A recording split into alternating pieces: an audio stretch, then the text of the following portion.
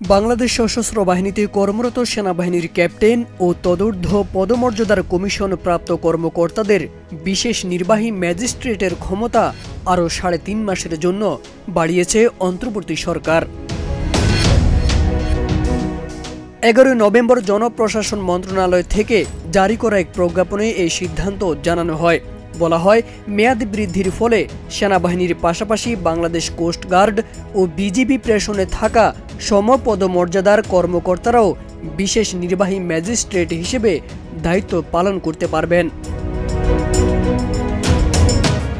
জনপ্রশাসন মন্ত্রণালয় সূত্রে জানা যায়, আইন শৃঙ্খলা রক্ষা ও বিশেষ দায়িত্ব পালনে প্রশাসনিক সমন্বয় নিশ্চিত করার স্বার্থে এই মেয়াদ বৃদ্ধি করা হয়েছে।